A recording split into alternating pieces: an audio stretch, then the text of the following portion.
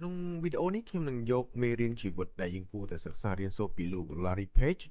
មកចែករំលែកជូនអ្នកទាំងអស់គ្នាលោក Larry Page គឺជាសហស្ថាបនិករបស់ក្រុមហ៊ុន Google ហើយលោកបានផ្ដល់មេរៀនដ៏មានតម្លៃសម្រាប់ភាពច្នៃប្រឌិតភាពជាអ្នកដឹកនាំនិងការពិវត្តខ្លួនជាច្រើនខាងក្រោមនេះគឺជាគន្លឹះមួយចំនួនដែលយើងគួរតែសិក្សារៀនសូត្រពីជីវិតនិងការងាររបស់គាត់បាន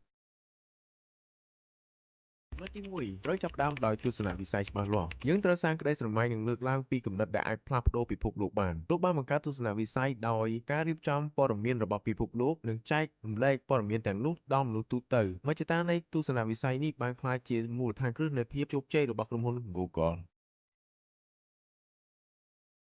ដល់ចំណុចទី2នេះត្រូវដោះស្រាយបញ្ហាដែលកើតឡើងយើងទិបដៅទៅលើបញ្ហាដែលកើតមានឡើងនៅក្នុងពិភពលោកពិតប្រាកដដែលអាចជះឥទ្ធិពលយ៉ាងធំលើសង្គមលោក Larry Page បានកំណត់ឧបសគ្គដែលអាចរារាំងស្ទះដល់ការរីកចម្រើនវិស័យអ៊ីនធឺណិតហើយលោកបានបង្កើត Search Engine កម្មវិធីស្វែងរកព័ត៌មាននៅលើបណ្ដាញសង្គមអ៊ីនធឺណិតដែលជាបដិវត្តន៍នៃការចែករំលែកព័ត៌មាន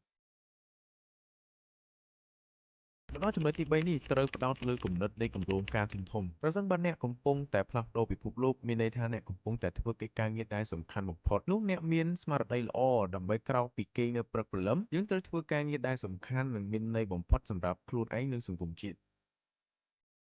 មកដល់ចំណុចទី4នេះត្រូវគិតឲ្យបាន10ដងសិនមុននឹងធ្វើអ្វីមួយរបៀបគិតបែបនេះគឺជាគំនិតរីកចម្រើនឬគំនិតដែលជួយពង្រឹងការគិតរបស់យើងដែលធ្វើឲ្យគំនិតប្រសើរជាងការទទួលបានលទ្ធផលតិចតួចហើយការគិតឲ្យបាន10ដងមុននឹងធ្វើអ្វីមួយជំរុញឲ្យមានការផ្លាស់ប្ដូរជាវិជ្ជមានធំៗដល់ស្ថាប័នឧទាហរណ៍គំនិត10ដងទុកមុនរបស់លោក Larry Page បានជំរុញឲ្យក្រុមហ៊ុន Google បង្កើតផលិតផលឬសេវាកម្មច្នៃប្រឌិតដូចជា Android Google Web និង Gmail ជាដើមហើយលទ្ធផលនៃគំនិតច្នៃប្រឌិតបានធ្វើឲ្យក្រុមហ៊ុនរបស់លោកក្លាយជាក្រុមហ៊ុនបច្ចេកវិទ្យាឈានមុខគេនៅពិភពលោក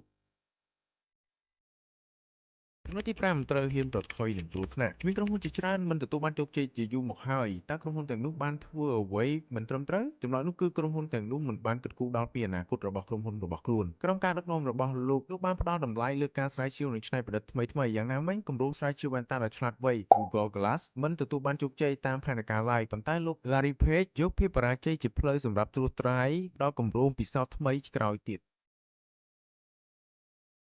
មកដល់ចំណុចទី6នេះគឺជាចំណុចចុងបញ្ចប់ដែលលោកបាននិយាយថាត្រូវផ្ដល់ការយកចិត្តទុកដាក់លើអតិថិជនជាធំយើងត្រូវផ្ដោតសំខាន់ទៅលើការស្វែងរកដំណោះស្រាយជូនអតិថិជនហើយជោគជ័យនឹងរត់តាមយើងជាក់ជាមិនខាន